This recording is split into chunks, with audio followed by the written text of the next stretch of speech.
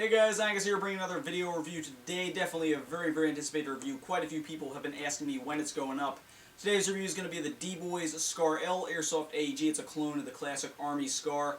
If you're interested in purchasing it after you watch this review, there'll be a link down below in the description to airsoftstation.com where you can purchase this exact gun for $170. $5 more you can qualify for free shipping on Airsoft Station. And with that being said, let's get into this review of the D-Boys Scar L. For starters, let's open up the packaging and see what's included when you purchase the D-Boys Scar L from Airsoft Station. Your gun will come in a very plain cardboard box. There's nothing special about it, no fancy designs on the front. Originally, when the Scar first came out, it had a bunch of designs on the front, really fancy. Now it's just a cardboard box with some numbering on it, and it's just a plain cardboard box. When you open up the box, this is what you should see.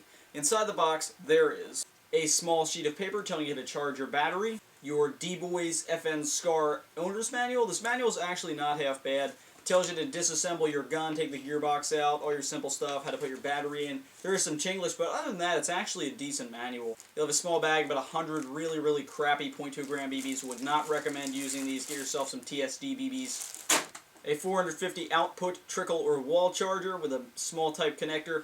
Again, guys, I'd recommend getting rid of this and purchasing a smart charger for $30. An 8.4 volt, 1200 milliamp, small type battery. This is a not bad battery. A barrel extension / adapter. What this is for is I'm going to take off that orange flash hider, put this on, screw it in, it'll extend your barrel a bit. You can put a black flash hider on the end here. This is constructed of metal. You get a nice plastic black foregrip, a 300 round, a high capacity M4 magazine, a dejamming rod, and your D-Boys Scar L Airsoft AEG itself. Now, first thing I want to say here, as you can see, guys, this Scar is in black. However, you are interested, this tends to be a more popular color with the Scars. You can also purchase it in tan at airsoftstation.com for the exact same price of $170. Personally, I like the black, but most of the time it seems people prefer the tan coloring. It's a preference. It doesn't affect anything. It's just the color of the gun. Anyway, first impressions, take it out of the box. It honestly feels very nice. I've been looking at getting a Scar for quite some time, and frankly, I can see why I was looking at one. This feels very nice, despite the fact it's a clone. It still feels great when you pull it out of the box. It's a nice weight, nice feel, first impression. You're going to like the gun. As usual, let's start off the review by going over the external and internal construction of the D-Boys Scar L. Now, externally, quite a good amount of metal on here. That's something good considering this gun's more for beginner intermediate players, and they typically like to see some metal on their guns. The only plastic components of the gun are the foregrip that is included with it. Your lower receiver is plastic. Your cheek rest is plastic where your battery is housed. Your stock is plastic, and honestly that's about it. There might be some other minuscule pieces on here that are constructed of plastic, but that's basically all the main parts that are constructed of plastic. Your stock, the butt of your stock does have a nice rubber butt pad on it for comfort. And everything else basically on here is metal. You get your flip-up iron sights, those are constructed of metal. Your RAS rails are constructed of metal. Your 300 round magazine is constructed of metal. The upper receiver of the gun is metal, and the charging handle is metal. So you're still getting a very nice amount of metal on here. Your flash hider is plastic, but again, 14mm threads. You can just take off this flash hider, put on the adapter, and put a nice metal black flash hider, give you a metal flash hider on there. So pretty much everything externally, you're getting a decent amount of metal on here. You do have some plastic parts, lower receiver, stock, but you have a good amount of metal on here. As for internals, this gun of course does have a metal gearbox. It's a version 2 gearbox, and this is the new version of Scar, so it has 7mm ball bearings instead of plastic bushings. However, guys, as a word of warning, these are a pain to work on from what I've heard from some of my good tech friends out there. A real pain to work on, real pain to take apart, reassemble, so just a word to the wise there, it's a pain internally. Now that we've talked about the external and internal construction of the D-Boys Scar L, let's go over how to put the battery in so you know how to put that in before you get into the field. Now your battery is housed in the cheek rest / stock. Battery space in this gun is very limited, I will tell you that right now. It's something you're going to find on basically all Scars. Typically that's what people complain about, no battery room, so you can't house a bigger battery in there. Basically this battery is what you're going to be able to fit. If you find a 9.6 in this type, it's what you're going to be able to fit. Butterfly type like this, you're really not going to be able to fit in there due to the limited battery space. So just find a 9.6 small type, and that'll go in there fit. You'll get a decent rounds per minute. With this 8.4 included, you're averaging around 650 rounds per minute. Anyway, to put the battery in, simply going to push this small button on the cheek rest. Cause the cheek rest to come up. You do have to hold it up manually. There's really nothing to hold it up itself. And something that is kind of a con to me in order to fit the battery in, even a small 8.4, you have to have the stock extended. So if you wanted to use the stock at its most shortened length, you couldn't do that. You have to have the stock extended. So once you extend to the stock, have your cheek rest up, you want to take your battery, pull out your small type connector that is inside the cheek rest, slip your battery in like so, push it down, and at that point you would connect your small type connectors. It's, again, small type connectors there, guys, so small type batteries. And again, once you have the time it ends connected, your gun will be capable of firing. So just something to watch out for, guys. Battery's fairly easy to put in, but the battery space, very, very limited. If you're someone who wants to house a big battery in there, get a long life out of your battery, have a great rounds per minute, it's going to kind of be tough considering you can't really fit a nice big battery in there. Now that we've gone over how to put the battery into your gun, let's go over some of the main features of the D-Boys Scar L. A nice feature of the D-Boys Scar L is its fire selector switch. As you can see, it is located on the left side of the gun, as well as the right side of the gun. So you get an ambidextrous fire selector switch. If you're a lefty or you're righty, you can still use this gun. It's a lot easier to move your fire selector switch. Get your standard settings on here. Safe down at the bottom. Have that dial pointing towards the ground. You're on safe. Trigger cannot be pulled. Flip it up. You're on semi-automatic. Your dial will be facing towards the front of your gun, semi-automatic. 1 BB will be launched each time the trigger is squeezed. Flip the selector switch upward, and you are on fully automatic. Pull the trigger, released a burst of BBs. Again, guys, with the included battery, shooting around 650 rounds per minute. When you move the fire selector switch on one side, it moves on the other side as well, as you can see here. So ambidextrous fire selector switch, definitely a nice advantage to the gun. Another ambidextrous feature of the D-Boys Scar L is its magazine ejection button. You do have one on the left side of the gun right here. Simply push it in, that will cause your magazine to be ejected. And on the right side, you have your bigger magazine ejection button. It's this small button right here. Push it in, magazine will be ejected.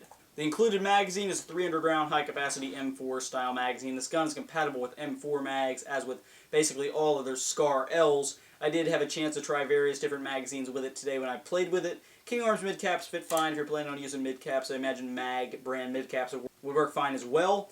ICS high-caps had a bit of trouble with them. They really didn't want to go in. And of course, I've had trouble with any other gun using an ICS high-cap besides an ICS gun itself. So that may just be something with the ICS mags. But basically any M4 high-cap will fit. But the magazine that is included doesn't wobble when it's in the well. It only wobbles a very, very slight, maybe a fraction of an inch. If it does wobble while it's in the mag well, that's a sign to you that the magazine is not in all the way.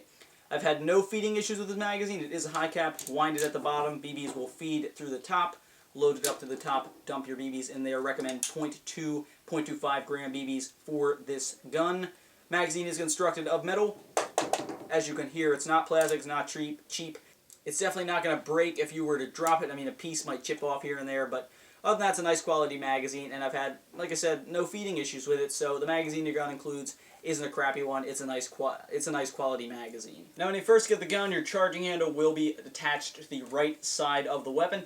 However, if you are a left-handed player, you can simply unscrew this piece, and it will screw into the left side of the gun. There's a small hole there for it to screw into, and you can pull your charging handle back with ease if you were a left-handed player. But anyway, if you wanted to pull the charging handle back, it will reveal your hop-up, which I'll zoom in on for you.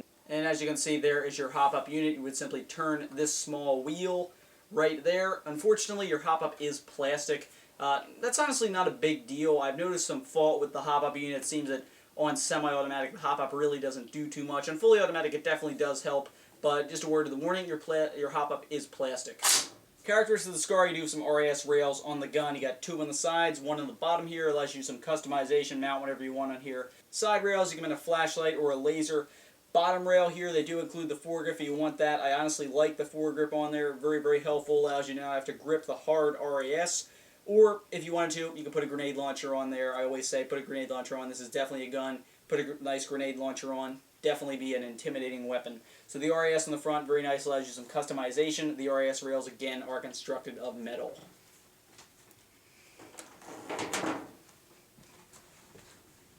In addition to the RAS on the front handguard, this gun does feature a very, very long 20mm rail up top here for the mounting of an optic. Personally recommend an EOTech or an ACOG up there. Look really cool, get the job done. However, if you don't have an optic, you can just flip up iron sights on the gun, get your front one and your rear one here. These sights are decent. They're what I use today. They're accurate to the gun as long as you adjust them. Rear sight is adjustable for windage. Simply turn the small gears right here that'll adjust the rear sight's windage. Front sight, might call it the target sight, but the round circle with the sight post in the middle of it. You can adjust the sight post simply by turning the small piece located in front of the front sight. So iron sights on this gun, they're flip up. If you had an optic on here, simply flip them down. You don't have to remove them. They just flip out of your way. So iron sights on the gun are decent. Now on to one of the major features of this gun, main characters of the SCAR, its stock. Now this stock both extends and it also folds. However, this is where a lot of the complaints come in, where a lot of people say, this is why I don't like this gun. The gun's stock apparently has a lot of problems. Now, just going over the basics of the stock, of course you can extend it simply pushing this large button right here. It has 3 positions, marked by 1, 2, 3 in the stock. Pull it out all the way, that's a 3rd position. That's most of the time where you're going to have it, considering when you have the battery in, you're not going to be able to push this forward anymore. It has to be fully extended. I think that's a bit of a con. I think they should have designed it better so you could still push the stock in so it's shorter and you don't have to have it all the way at the extended position. Just my 2 cents. I think they should have designed it a little bit better. But anyway, once you have it extended, it also does fold. You fold it simply by pushing in this button right here. And once you push in that button, the stock will fold over and latch on to a small piece sticking out of the upper receiver. The stock, when latched, doesn't wobble very much, does jiggle a little bit, but I doubt it's going to shake and come loose. Simply push it down and it will swing outward and back into place with a click. Now, here's where a lot of people complain about the stock. They say the stock will eventually break off after you fold it a certain amount of time, but personally I think that's because since a lot of the guys who own this are beginner intermediate, they're slamming the stock shut, they're slamming it on the wires, cutting their wires, breaking the gun, slamming it open the side, knocking the piece off of the upper receiver, doing a bunch of stuff, and that's personally why I think the stock is said that it's so bad. I have used this gun, being someone who has played Airsoft for about 4 years, I know what I'm doing. I haven't had any trouble with the stock. The only thing I've had trouble with is not being able to shorten it due to the battery, and that's something that's caused by the battery, not the stock itself. So my prediction on why the stock is so hated, so many problems with it, is just because the people who are using it, they slam it open, cut the wires. You really should make sure when you shut this that your wires aren't stuck in between, aren't stuck in the hinges of the stock, where they can easily get sliced, and that's basically the end. You're going to get a rewire, put new wires in there. So just be careful with the stock. When you're opening and closing it, shut it with care. And on a nicer note, you do have a nice rubber butt pad covering with the butt of your stock. Very comfortable. Has a bit of serration there so it sticks to your shoulder. However, I've noticed once you take it off, it kind of just wants to fall off. It's not really secured on there. Now that we've covered all the features of this gun, let's get into the final conclusion of this review. Now, since I had the opportunity to take this out to a game, play with it, shoot it around, I definitely really like it, and I think if you're an intermediate beginner player, you're going to like it a lot too, considering it's definitely got some nice performance on it. It's accurate, a nice FPS of around 400, its performance is great. Externally, the gun's got a lot of metal on it, so that's going to appeal to the players. It's geared towards those intermediate players who want some metal on here. Upper receiver, iron sights, charging handle, magazine, they're all metal. Then you got your plastic components, which is the foregrip that's included, the flash hider, but you can take that flash hider off, put on that metal barrel extension, and you got your cheek rest and stock. Those are constructed of plastic. So mainly metal on this gun, something that's going to appeal to the guys. And internally, you get your version 2 gearbox with the new version of the SCAR having those 7mm ball bearings instead of the plastic bushings. But again, guys, it is a pain to work on, pain to disassemble, pain to reassemble, so just be wary of that. Hop-up unit, again, guys. The hop-up is plastic, just something to be wary of. I found the hop-up to be pretty finicky. Didn't want to work too well on semi. It worked pretty good on full, though. Again, charging handle pulled back will reveal your hop-up unit. Charging handle will come on the right side. You can unscrew it, put it on the left side if you wanted to. The gun is meant to be ambidextrous for players as of an ambidextrous mag release, ambidextrous fire selector switch. It'll definitely work well for any lefty or righty. I personally I'm an ambidextrous shooter, and I was shooting lefty with it today. It worked out fine. Included magazine doesn't wobble at all when the well, has no feeding issues. The gun's compatible with M4 style magazines, so you can basically fit any M4 magazine in there. So if you have an M4 setup, wanted to get a SCAR, this might be a nice affordable one considering it's only $170. RAS in the front gives you customization. Comes with a foregrip to put on there right away. I definitely like the foregrip instead of having to hold the hard RAS. Nice rail up top to put a optic on. However, in the meantime, you do have your flip-up iron sights here to make up for the lack of an optic until you get one. Then, of course, you got your main feature, which is your stock. And, you know, people have complained about it, but I personally have found no problems with it. It does extend, you can lengthen it, and, of course, you can fold it onto the side for a CQB-type game. Battery space on the gun is limited. That's a major con, with the exception of the problems people have had with the stock. I personally have none.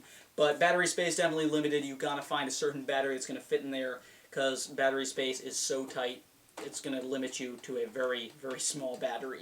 So besides battery space, it's definitely a really nice gun. I like it a lot. Recommend it to any beginner, intermediate player looking for a SCAR.